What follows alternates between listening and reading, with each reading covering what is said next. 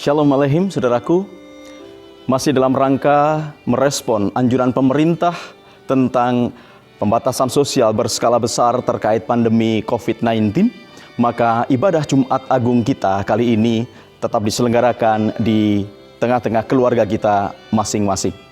Kiranya di dalam keluarga dan dalam ibadah Jumat Agung ini kita tetap merasakan lawatan dan jamahan Tuhan Yesus yang hadir dalam ibadah kita ini. Selamat beribadah. Aku melihat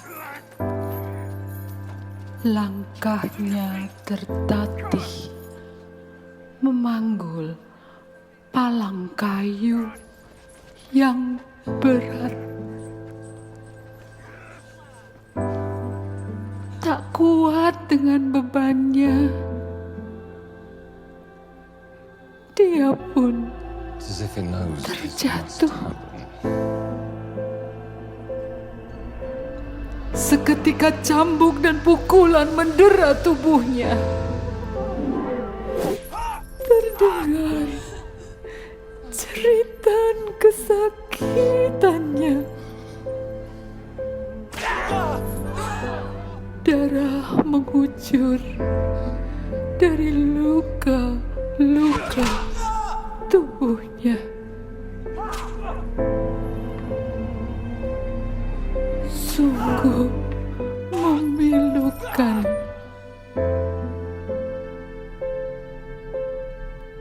Namun sorot mata itu, sorot mata itu penuh kepasrahan diri.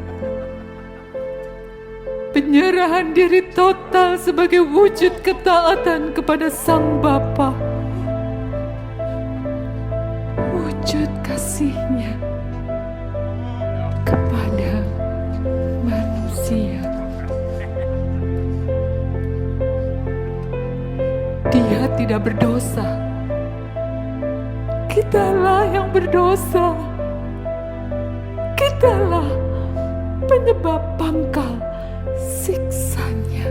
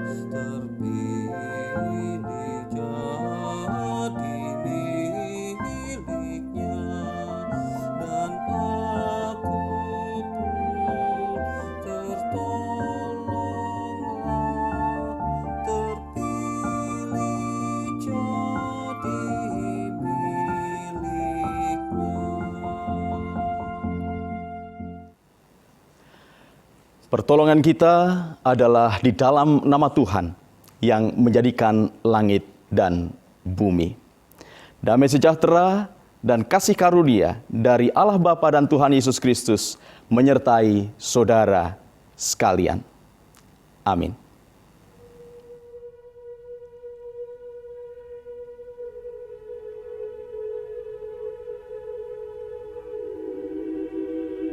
Dengarlah rintihannya,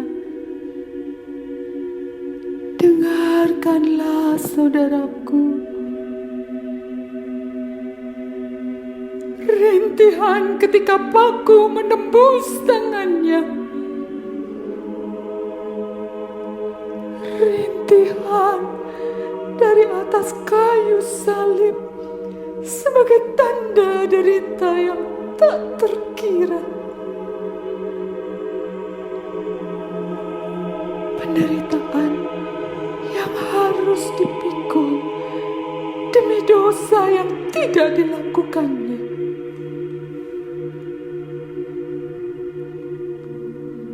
Sudah selesai. Dan dia pun menundukkan kepala dan menyerahkan nyawanya.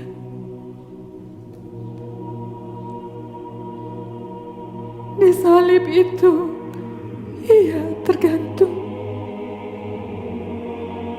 Lambang hukuman, penderitaan, dan nista yang sangat hina.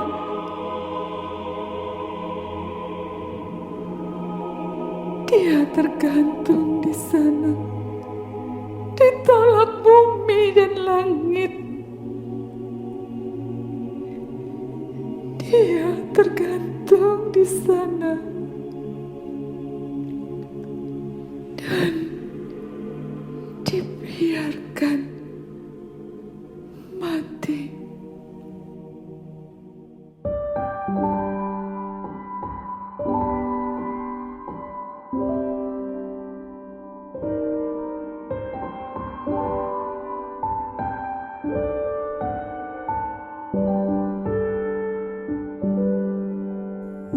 Di bukit yang jauh tanpa kayu salib, lambang kutuk nestapa jelas. Salib itu tempat Tuhan Maha Kudus menebus umat manusia. Salib itu ku junjung penuh hingga tiba saat ajalku. Salib itu ku rangkul teguh dan mahkota kelak milikku.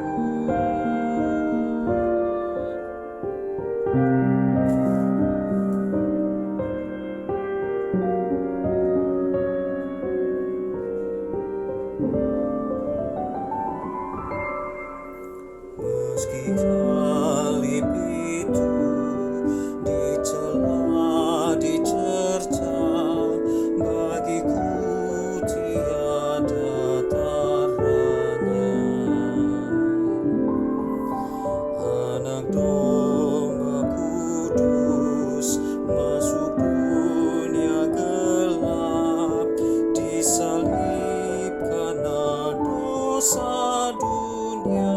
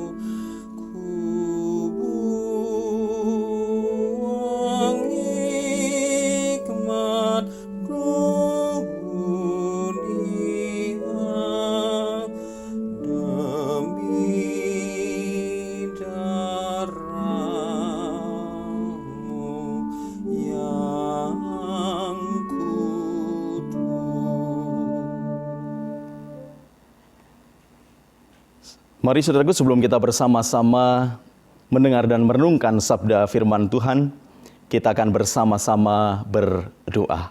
Mari kita berdoa. Allah Bapa Surgawi yang di sorga, kami mengucap syukur karena kami boleh tetap merasakan lawatan dan kehadiran-Mu di dalam ibadah keluarga dalam rangka Jumat Agung ini. Sebentar kami bersama-sama akan mendengarkan pemberitaan sabda firman-Mu. Kiranya Tuhan boleh menolong kami untuk kami dapat mengerti dan memahaminya serta melakukannya di dalam kehidupan kami. Berkati hamba-Mu supaya dapat menjadi penyambung lidah-Mu untuk menyampaikan sabda kebenaran-Mu. Di dalam nama Tuhan Yesus Kristus kami berdoa. Amin. Saudaraku, bacaan Injil diambil dari kitab Injil Tuhan Yesus Kristus menurut Yohanes pasal 19 ayat 28 sampai 38.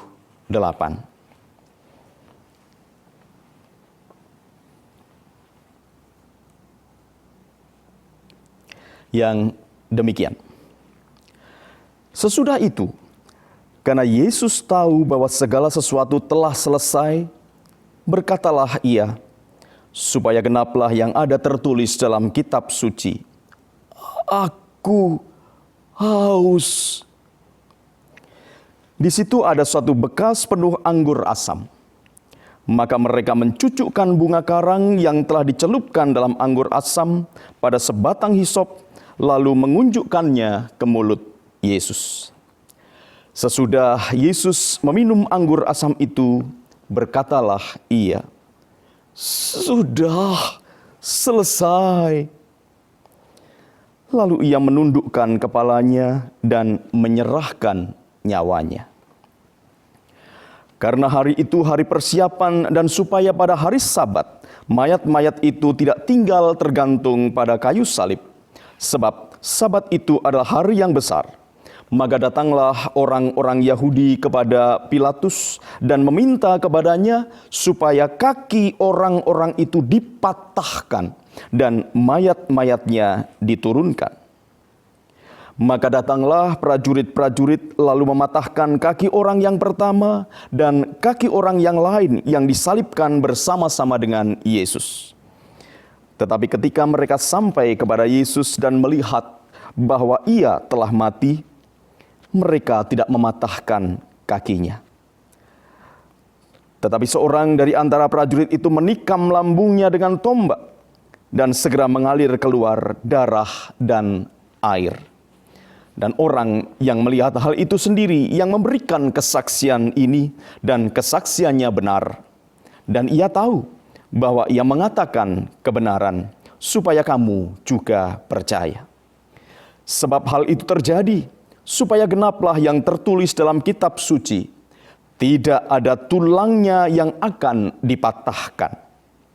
Dan ada pula nas yang mengatakan, mereka yang memandang kepada dia yang telah mereka tikam. Sesudah itu, Yusuf dari Arimatea, ia murid Yesus, tetapi sembunyi-sembunyi karena takut kepada orang-orang Yahudi, meminta kepada Pilatus supaya ia diperbolehkan menurunkan mayat Yesus. Dan Pilatus meluluskan permintaannya itu. Lalu datanglah ia dan menurunkan mayat itu. Demikian pembacaan sabda firman Tuhan. Yang berbahagia adalah setiap kita yang mendengarkan firman Tuhan dan memelihara dalam hidup sehari-hari. Hosiana. Selamat hari Jumat, saudaraku. Masih dalam rangka ibadah keluarga untuk memperingati Jumat Agung. Bersama-sama kita akan merenungkan sebuah tema kematian yang agung.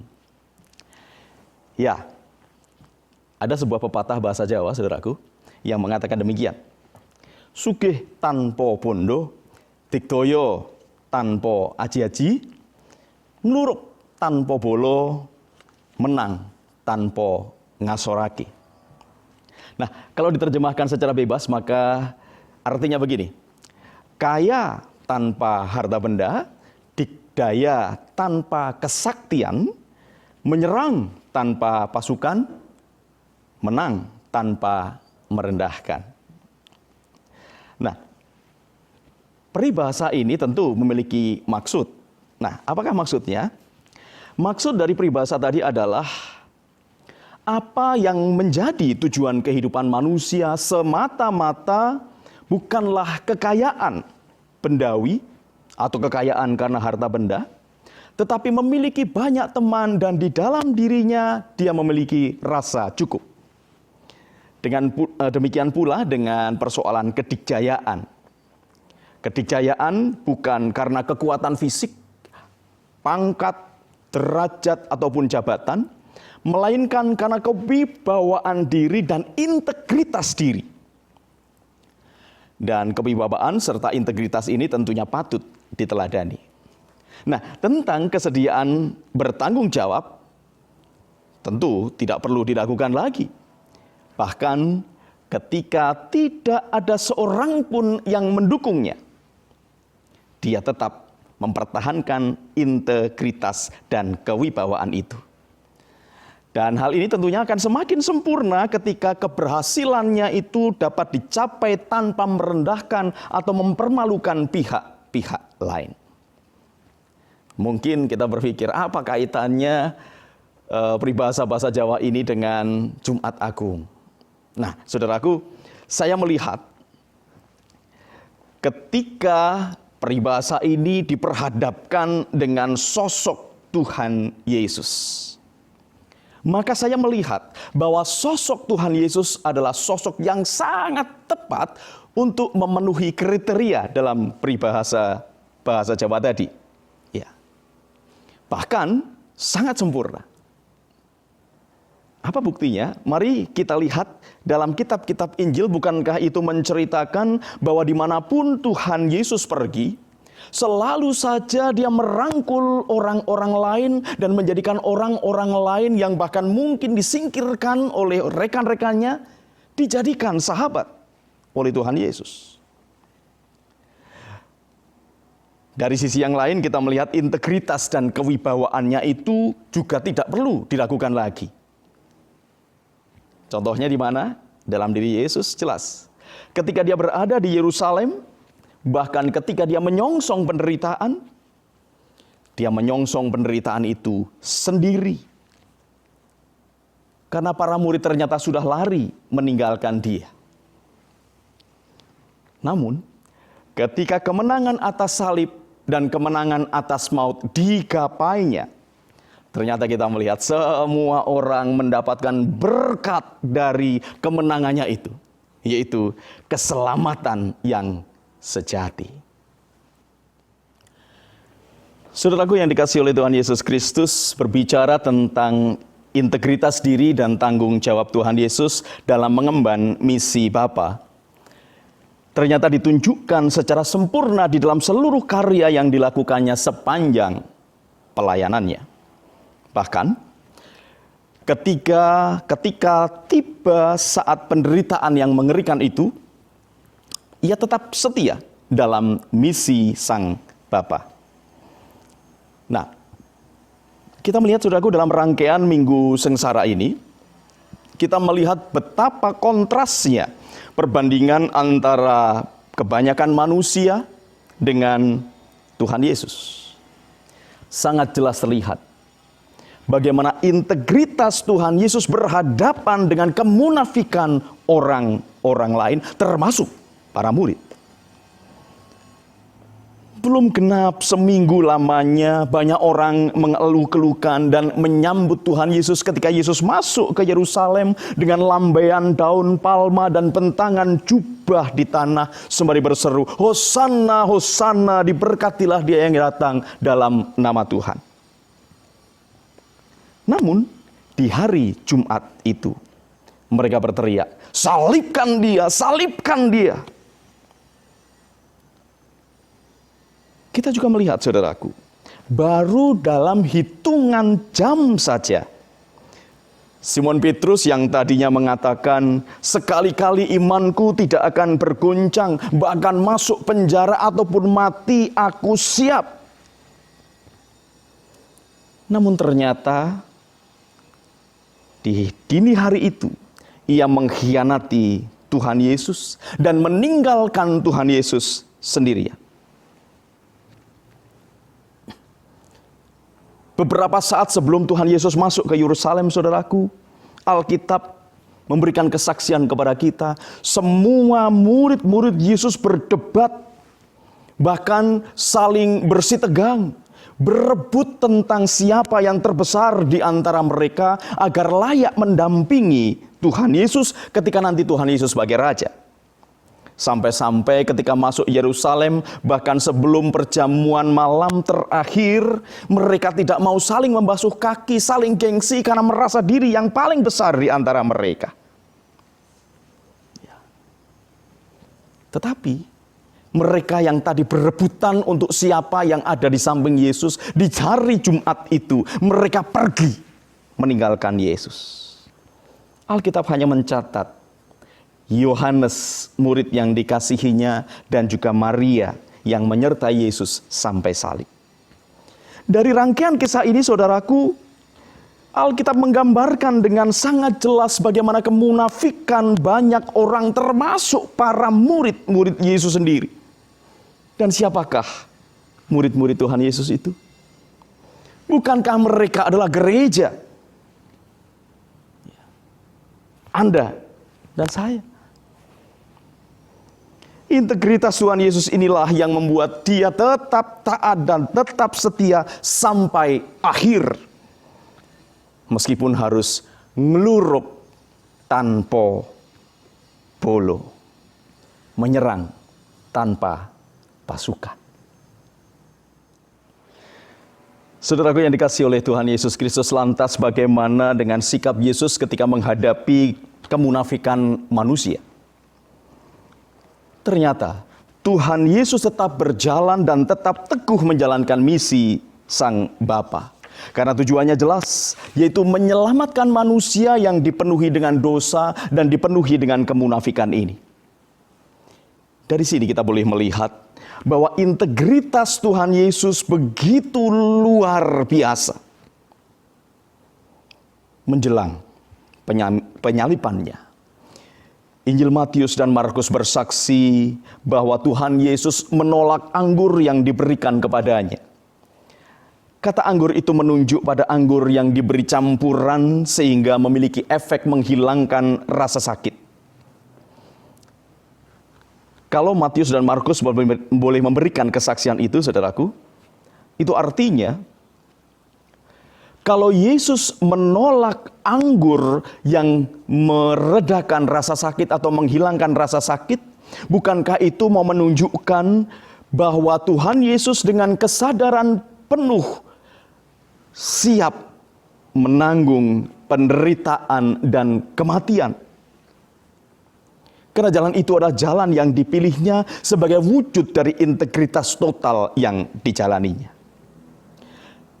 Dan di dalam bacaan kita tadi, saudaraku, khususnya di ayat 28 dan ayat 29, Yesus mengatakan bahwa dirinya haus. Haus ini tentu menunjukkan kebutuhan jasmania sebagai seorang manusia yang tidak dapat dipungkiri. Haus itu juga Anda dan saya rasakan. Nah, setelah para prajurit itu mendengar bahwa Yesus itu haus, Alkitab menunjukkan bahwa mereka kemudian mengambil anggur asam dan mencucukkan dengan bunga karang dan memberikannya kepada Tuhan Yesus.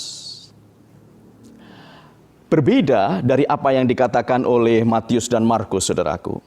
Di sini Yohanes menyebut bahwa Tuhan Yesus meminum anggur itu. Kalau tadi saya menyebut bahwa Matius, Markus, Yesus menolak. Nah, di dalam Yohanes disebutkan bahwa Yesus menerima dan meminum itu. Lantas apa bedanya?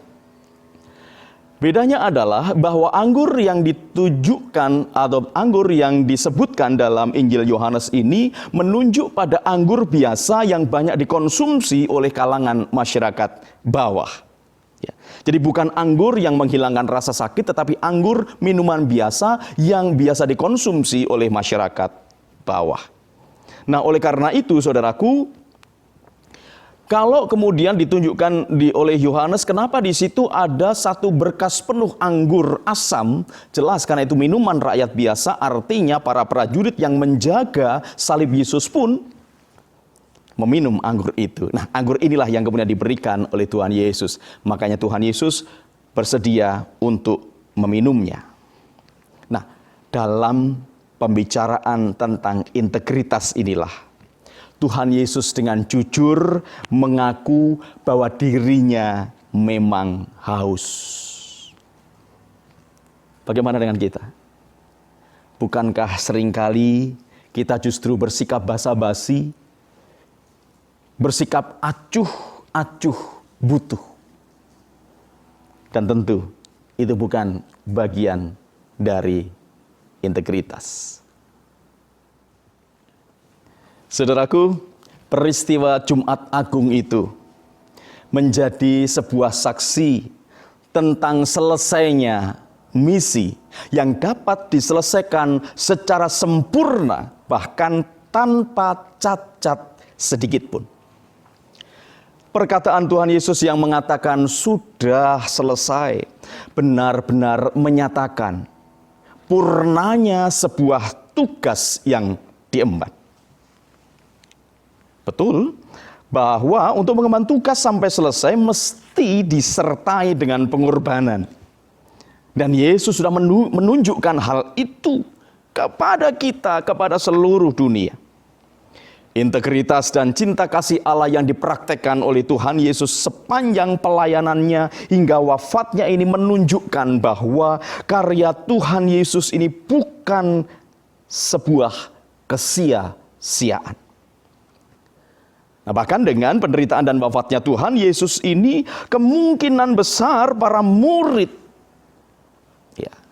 pasti mengalami keguncangan dalam imannya, yang seringkali disebut sebagai disonansi kognitif atau cognitive dissonance, yaitu keguncangan psikologis karena apa yang diyakini berbeda dengan apa yang dihadapi atau realita yang ada di depan mata. Para murid, saudaraku, sangat yakin bahwa Tuhan Yesus ini akan segera menjadi Raja Israel yang memimpin mereka. Apalagi dengan peristiwa penyambutan Yesus ketika masuk ke Yerusalem dengan daun palma dan sebagainya itu.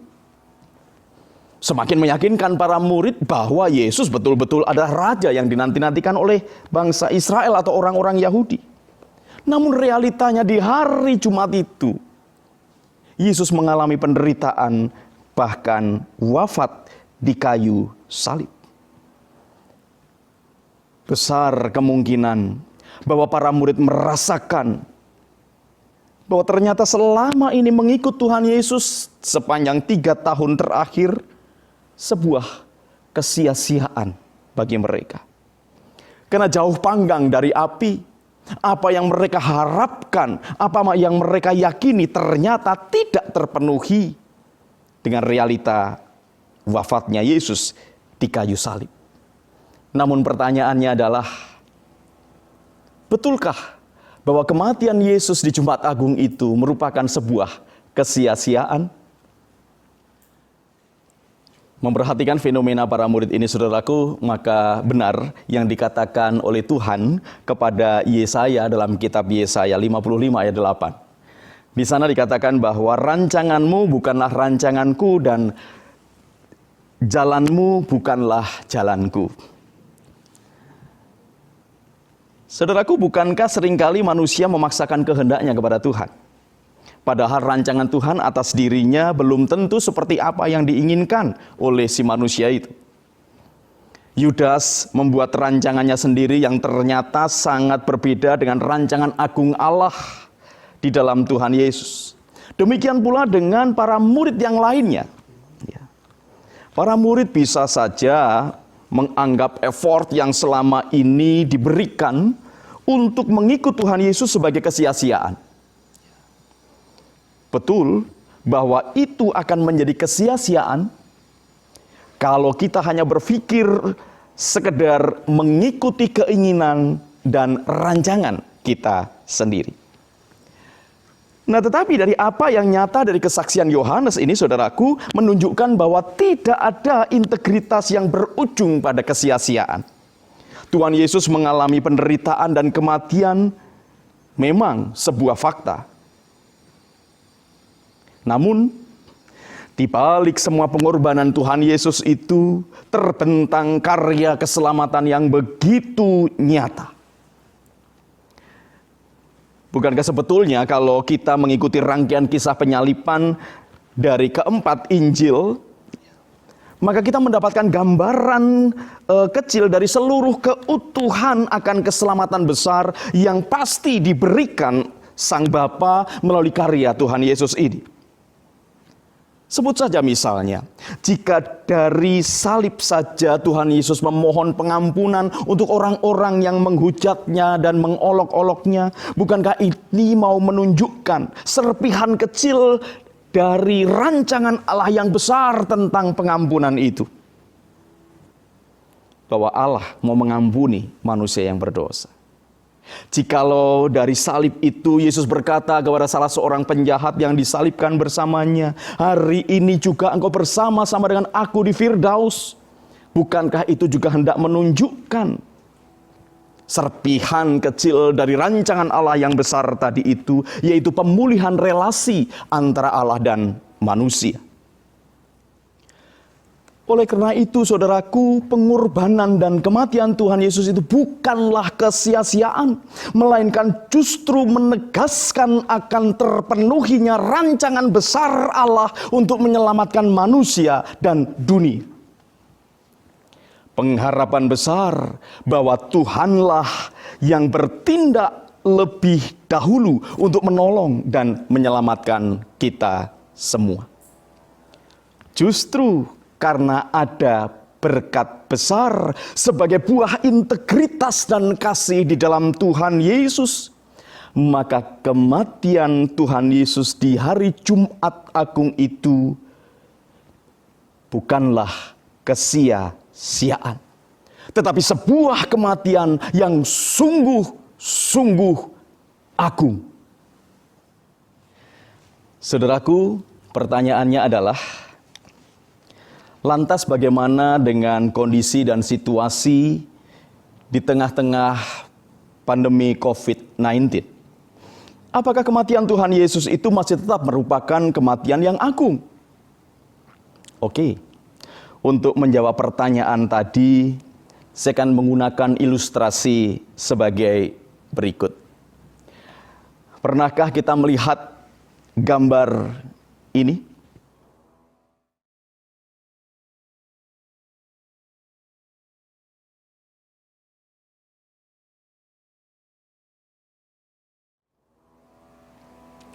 Ya,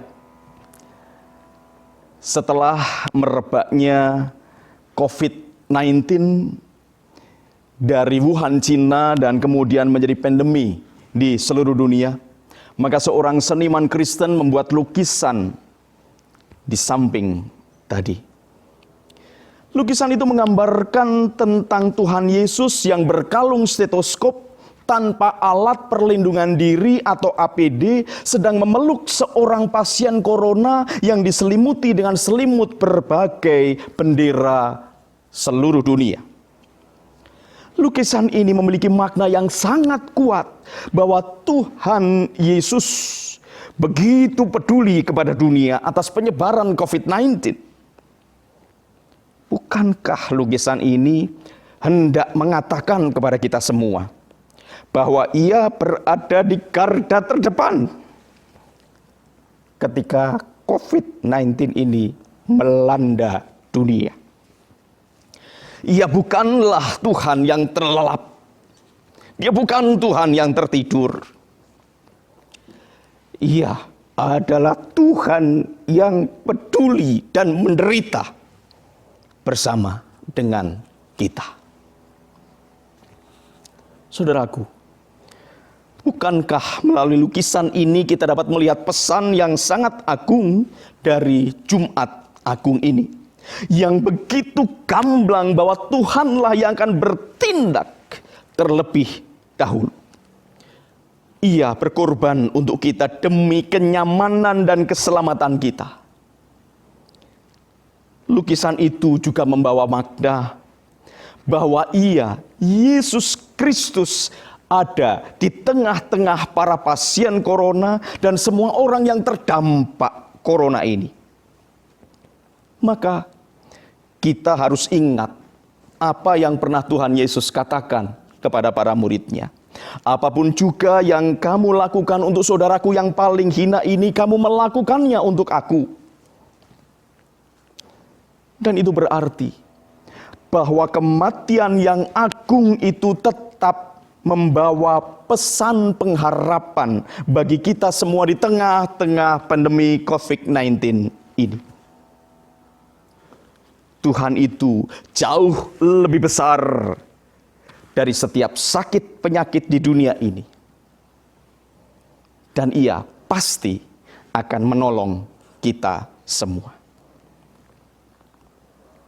Saudaraku yang dikasihi oleh Tuhan Yesus Kristus, Jumat Agung kali ini menjadi ajakan bagi kita semua untuk menanggalkan kemunafikan diri dan ketidakpedulian kita, dan menggantikan itu semua dengan kesediaan berbagi dan menolong mereka yang membutuhkan.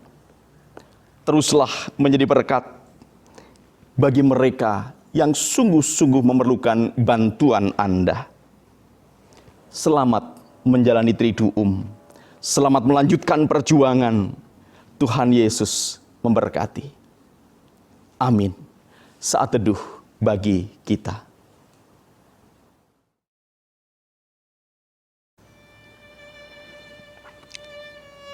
Saudaraku, kematian Kristus adalah kematian yang agung. Kematian yang menyelamatkan Anda dan saya. Kematian yang begitu merengkuh kemanusiaan kita yang begitu rapuh. Kematian yang lahir dari kasih, pengorbanan, dan kesetiaan Kristus demi Anda dan saya. Karena itu saat ini kita bersimpuh di bawah kaki Kristus yang tersalib untuk merenungkan hidup kita. Di tengah-tengah situasi saat seperti ini, apakah kita menyadari bahwa sesungguhnya kita ini hanyalah makhluk yang rapuh? Kita ini adalah orang tua dan anak-anak yang tak layak untuk menyombongkan diri di hadapan orang lain, termasuk keluarga kita.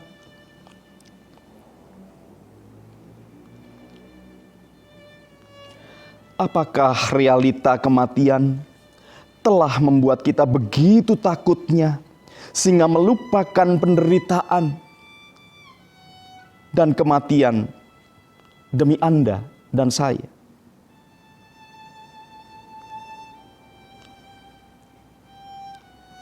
Apakah kekhawatiran dan ketakutan kita yang berlebihan telah membuat makna pengorbanan dan kasih Tuhan di kayu salib terabaikan?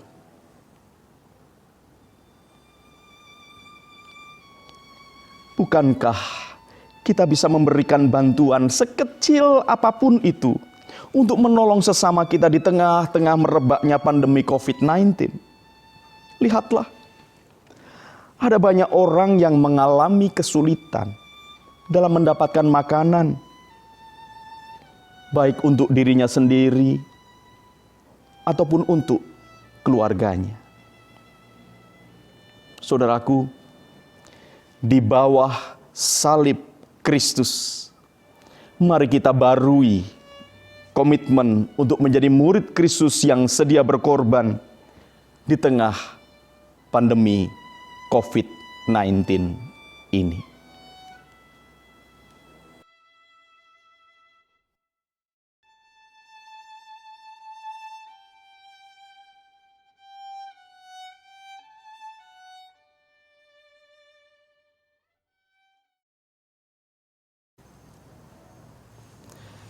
Saudaraku, kita akan menaikkan doa syafaat.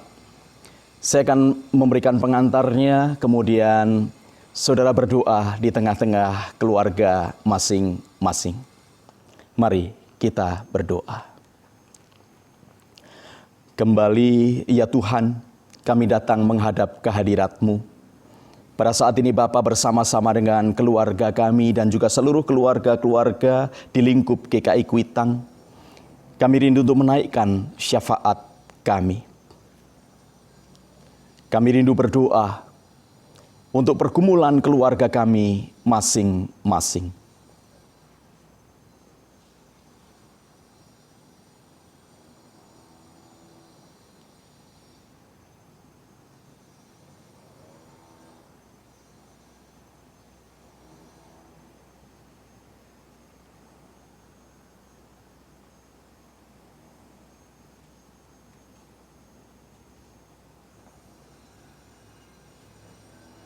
Kita berdoa untuk saudara-saudara kita yang sedang mengalami sakit, penyakit, dimanapun mereka berada.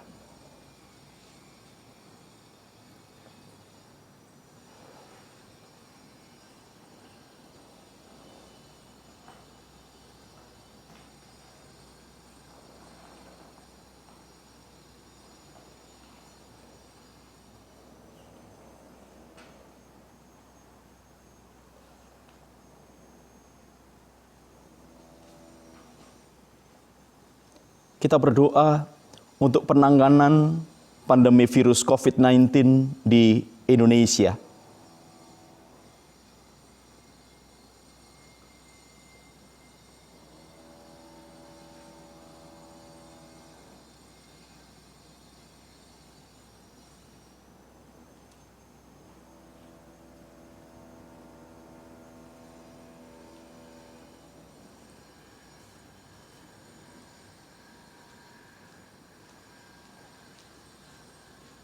Kita berdoa untuk pemerintah Indonesia agar mereka dapat menangani pandemi COVID-19 ini.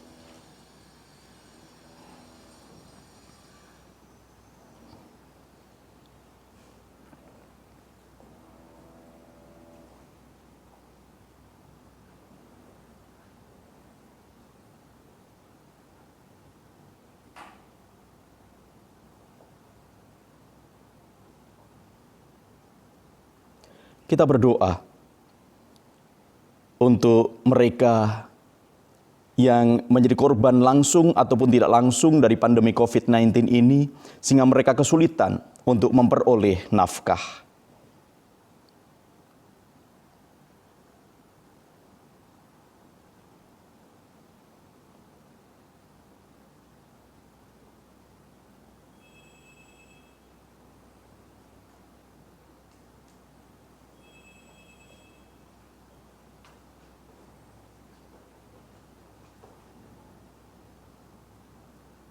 Kita berdoa untuk saudara-saudara kita yang ada di luar kota.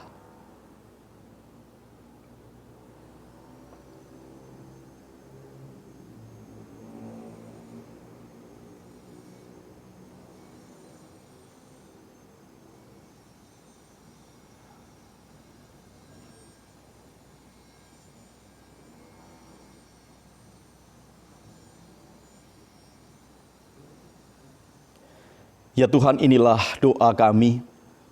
Kami juga rindu berdoa untuk setiap kami, agar ketika kami ada dalam situasi stay at home dan melakukan setiap tugas-tugas pekerjaan kami di rumah masing-masing, Tuhan memberikan hikmat dan bijaksana kepada kami, agar kami tetap mampu menyelesaikan tugas-tugas kami dengan baik. Tolong kami ketika kami melanjutkan kehidupan kami boleh senantiasa mengucap syukur kepadamu. Sebab kematian-Mu yang agung ini membawa pengharapan akan kelepasan dan pengharapan akan pertolongan dari Tuhan. Terima kasih Tuhan Yesus, kami naikkan doa yang jauh daripada sempurna ini di dalam nama-Mu Yesus Kristus yang sudah mengajarkan kami berdoa. Bapa kami yang di sorga, dikuduskanlah nama-Mu, datanglah kerajaan-Mu, jadilah kehendak-Mu di bumi seperti di sorga. Berikanlah kami pada hari ini makanan kami yang secukupnya, Dan ampunilah kami akan kesalahan kami, seperti kami juga mengampuni orang yang bersalah kepada kami. Dan janganlah membawa kami ke dalam pencobaan, tetapi lepaskanlah kami daripada yang jahat. Karena Engkaulah yang mempunyai kerajaan dan kuasa dan kemuliaan sampai selama-lamanya. Amin. Bapak, Ibu, saudara-saudari sekalian, ini saatnya persembahan pada hari ini. Ayat yang diambil untuk hari ini dari Galatia 2 ayat 19b sampai 20. Aku telah disalibkan dengan Kristus, namun aku hidup, tetapi bukan lagi aku sendiri yang hidup, melainkan Kristus yang hidup di dalam aku. Dan hidupku yang kuhidupi sekarang ini dalam daging adalah hidup oleh iman dalam nama Allah yang telah mengasihi aku dan menyerahkan dirinya untuk aku. Bapak-bapak dan ibu-ibu, saudara-saudariku, persembahan pada hari ini dapat ditransfer melalui rekening Gereja GKI Kuitang. Mari kita menyanyi dari Kidung Jemaat 363, Bagi Yesus ku serahkan.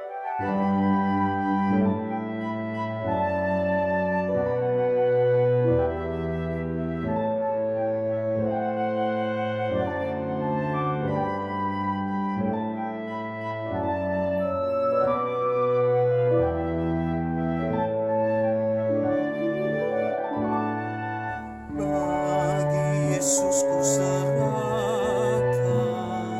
hidupku seluruhnya, hati dan perbuatanku pun waktuku miliknya. Bagi Yesus semuanya pun waktuku miliknya. Bagi Yesus semuanya pun waktuku miliknya.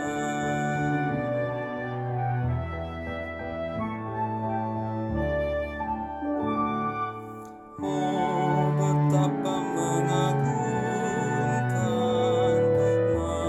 Maharaja semesta,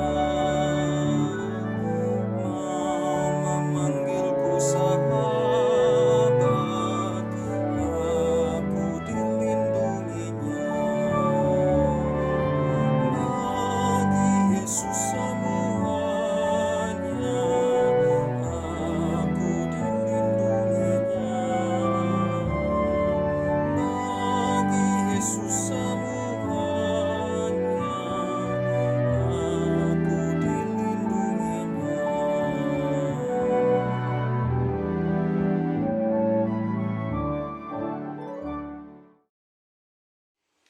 Mari kita berdoa. Ya Kristus yang telah menyerahkan diri bagi penebusan dunia, kami mengucap syukur atas karya penyelamatan-Mu. Melalui persembahan ini kami belajar untuk memberikan diri kami bagi kemuliaan nama-Mu. Terimalah dan pakailah hidup kami dalam memaknai salib dan pengorbanan diri-Mu melalui seluruh kehidupan kami. Dalam nama Kristus Yesus yang telah mati bagi kami berdoa. Amin. Saudaraku, Tuhan Yesus Kristus telah mati demi Anda dan saya. Kristus mengorbankan dirinya di atas kayu salib demi dosa-dosa kita. Pandanglah salib itu dan bersujudlah di bawah kakinya. Singkirkanlah keegoisan dan kemunafikan serta keakuanmu di hadapan salib Kristus. Biarlah salib Kristus yang terus memancar dalam kehidupanmu.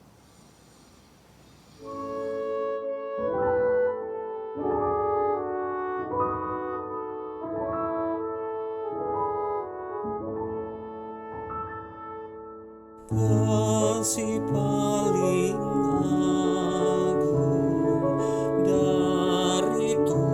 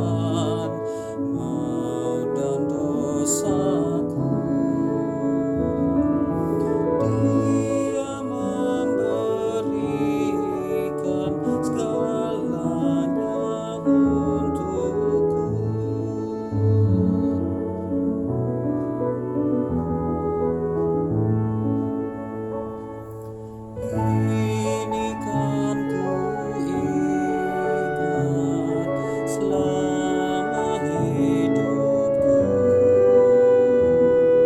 takkan ku lupakan sepanjang umurku. Kan ku beritakan sekelilingku, dan ke ujung dunia sejauh kuatku. Apapun terjadi atas diriku, takkan ku lepaskan kasih-Mu, Tuhanku.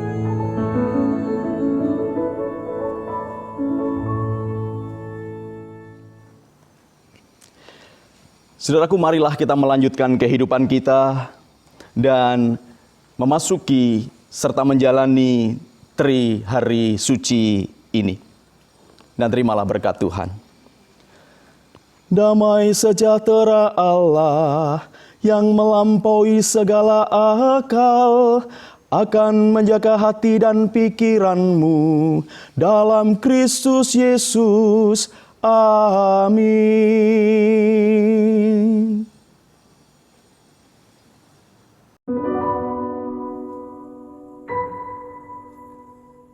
Yesus